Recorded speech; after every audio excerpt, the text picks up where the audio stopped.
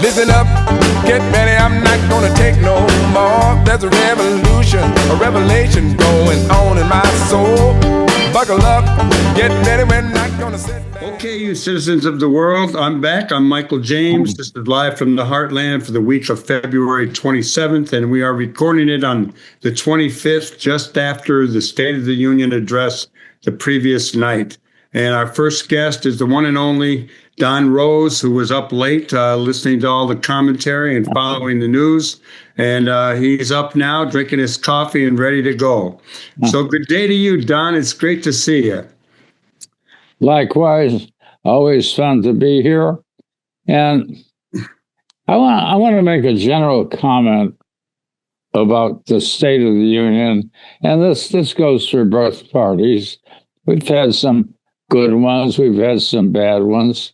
Last night was just almost 2 hours, a record-setting, I think, 1 hour and 47 minutes of almost straight lying. But we make a lot of the State of the Union, big celebration, the shows drop everything and devote more time to analyzing it than listening to it. And in the long run, the States of the Union speeches are simply not that consequential. They are, except in rare cases when there's something really burning going on, they are listened to by a slight majority of the party in power. The power is giving the speech, in this case, Republicans, a year ago, Democrats, and the lasting implications are almost zip. When people get to the polls next November, I think the last thing they're ever going to remember is the State of the Union, except maybe this one was kind of interesting in that they brought the as a surprise and kind of a celebratory thing.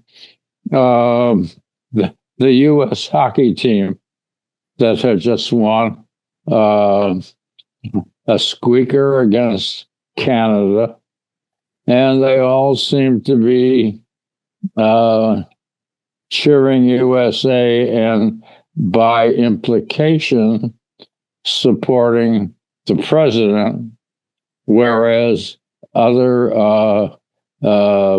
winners, I think the women's hockey team and a couple of other teams, women's teams, turned down the invitation to go to the State of the Union. So that was a nice, theatrical break. It had nothing to do with a promise or a pledge or anything that Trump was going to do except show that he had the support of these good fellows who were brought us gold for the first time in umpty years. And of course, we defeated our arch enemy, Canada. But to go back to the speech itself, I think I'd have written in longhand the first half hour of or more of the president's speech, because it was a compendium of the lies he's been promulgating over the last month or so. He's trying to convince us that up is down and down is up, that prices are coming down when everybody knows they're not coming down. They're going up. I don't think he was persuasive in telling anybody who was worried about that issue that the situation was better. It's just an assertion, as he makes, of lies. Similarly, where he's in even more trouble, I think, is, and he did not give as much attention to the issue, knowing that it's sensitive, to the question of tariffs. He got kicked in the butt by the Supreme Court. Many members were there who watched him and smiled, shook hands with him, despite his insults to them. And he is still convinced that tariffs are the right thing to do. He's telling lies about them, that they've increased our monies, that they've done all kinds of wonderful things, that the world now respects us, when it's quite the opposite. He is going to be in a two-way struggle over the next coming months, which is a good thing for us, in that he has to find a way of repaying the overage that the average person paid because of the tariffs. And whether he finds a good way of doing it or a bad way of doing it, there's going to be a lot of debate. And what people will remember is they got money coming, one way or the other, for all these tariffs. And then he's got to figure out how to impose and where to impose the tariffs that he is legally permitted to impose. But even those come with limitations, 150-day limitations, and then they'll need the Congress. So he is going to be ensnarled in the issue of tariffs until Election Day in November, and it can't look good for him. He also is going to be ensnarled in the Epstein matters.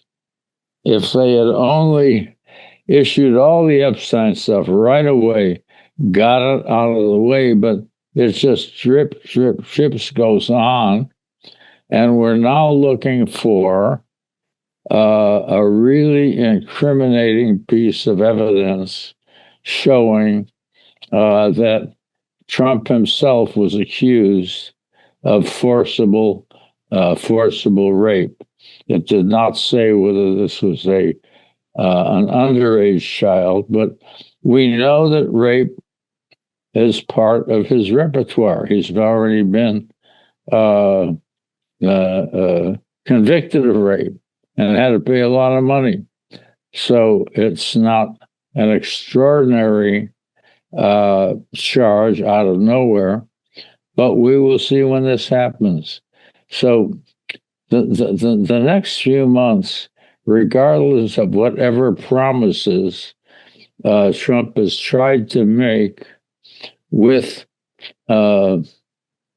reducing drug prices, something he can't do. Let me jump in here. I tried to watch the speech. I watched it for a while, and then I couldn't handle it anymore. He'd left out Iran. He didn't really give us a sense of what was going to happen around Iran with this big buildup, a lot of which he, I think, is doing in reaction to the Epstein issues, that he's trying to kind of covered up with some spectacular other stuff. He didn't talk much about Venezuela except to introduce someone and said we're a partner with Venezuela now. But if you read Telemundo or Latin American newspapers, they'll tell you a little different story about what's going on. And a couple other quick things I had was he did try to box in the Democrats. I read one report where he said, who wants to stand up for your country and fighting, the evil immigrants. And the Democrats didn't get up. And so he got a photo op out of that. I noticed there were a few Supreme Court people were not there, a couple of the conservatives. And I did see a piece that said that Gorsuch is he sort of has shifted, and he and Roberts, did a lie with the liberals on this one. And I don't know, do you think that might be a precursor to things that are going to come? I think it may be on a couple of central issues. The one I think of most quickly is the birthright citizenship issue.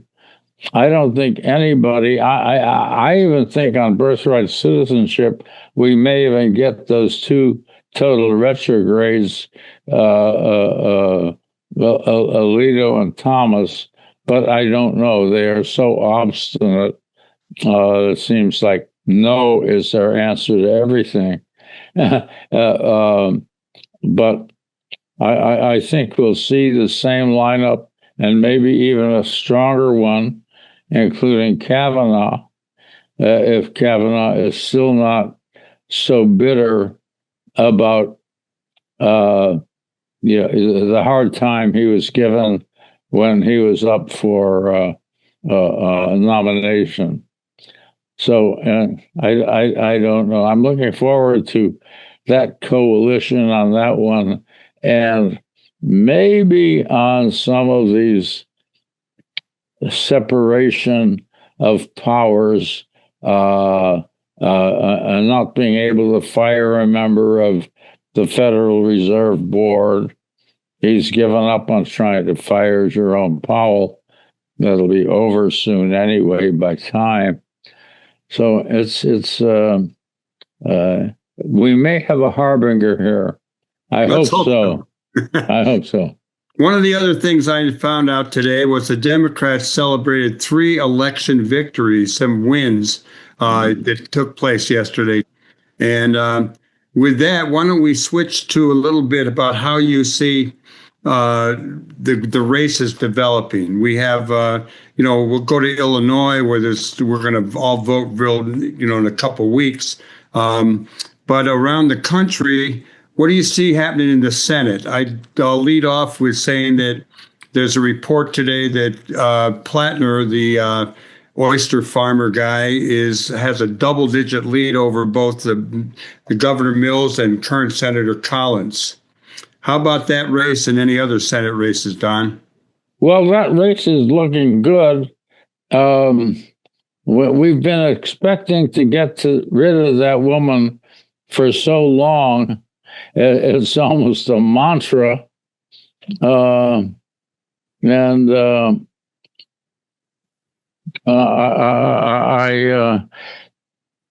am hopeful. I think it looks good as somebody new, and people like change agents. There's about, I would say, as many as 7 different possibilities, not necessarily winners, but possibilities around the country. That would mean regaining things like Ohio and regaining things like Georgia and winning a few others. Cooper, of course, in Carolina is almost a dead bang winner. We would like to see Sherrod Brown come back in Ohio after having lost one, but he's still a powerful figure. I I just don't want to build in over expectations, but my sense is that we are potentially on the way to a narrow Senate victory. And if the low numbers that Donald Trump is generating, it could be almost a revolution. That I think revolutions are less likely to happen in this starkly divided age, but it's not without precedent. And now, I don't want to be Little Mary Sunshine here, because I have a sharply realistic look, I hope, having been an actor in so many campaigns. I feel good about the prospect of the Senate, whether it turns out to be a single point or two, or whether it really turns out to be a revolution that liberates the senators. And they've all got to worry about inflation, which, regardless of how they nod their heads whenever the boss is saying we have no inflation and it's getting better, blah, blah, blah, blah. And they worry about tariffs. So everybody in the Republican Party has something to worry about. And that, to me, is in this ever-shortening time, couple of months now, is a good sign. Well, I'm rooting for that. We'll see. Close to home here, we had someone on the show recently, and I think she's going to come back on, Sarah Burry, who is running for Water Reclamation District. She is not endorsed by the Democratic Party, which is probably a good thing or a bad thing, depending on how you want to look at it. But she's really a very serious person and knows a lot and would be a great person on the Water Rec Board. Another person who's coming on our show in 2 weeks is Juanita Irizarry, who is running for the Cook County Board of Review. And these are races people don't pay a lot of attention to, so hopefully they'll hear us at least raising them. And then maybe you have some comments. I raised her in my column a week ago. Oh, good. I should raise her. I endorsed her. Which one, Azari or? Azari. Yeah. And what's your thoughts on the 9th Congressional? There's a lot of attack ads against this coming on from some women's group. There's like 18 people running. I understand that Steve Kerr, the great basketball coach and former player with the Bulls, he endorsed, I think, Andrews, who is a negotiator, I think, for the FBI or something. They're both anti-gun people. Do you have any thoughts on the 9th Congressional, Don? Well, in a practical basis, it seems to be a three-way race between Fine and Biss and Kat Abagazula, however you pronounce her name. And it looks as if the positions have shifted a bit. In the beginning, Biss was ahead, and then Abazula came up and was challenging him, and Fine was in third place. Now, Fine has gotten a lot of money from AIPAC and has been on the air quite a bit, and apparently is now something like head-to-head with Biss, while Abzula is in third place here. There's also the state senator, Mike Simmons, who I got to say a lot of progressive friends I know are liking him. He is my state senator. I'm not going public here with anything, but I will know in a couple of weeks how it all turns out. Any final comments you'd like to make about the elections coming up? I am most concerned that Abazula does not make it. She's a good person doing the wrong thing, parachuting into a district that she has no contact with. And I don't think that's the thing progressives should be doing. She was going to run against Jan Schakowsky. Why? So it just rankles me, but I don't think I don't think the race is going to go beyond those three. Even though a few others may get an endorsement or a few bucks. Well, it's they're all, a lot of them are progressives and are not being nice to each other, which is too bad. It's always weird to me how we get to the end of these races and the Democrats are attacking each other, and then we go back to being friends right after the election, whether we win or lose. So, everyone, make sure you register to vote. You can do it and turn out. And Don, I want to thank you for getting up. I know you were up real late listening to all this news, and we'll talk to you real soon. Always a pleasure to do so. Right on, brother.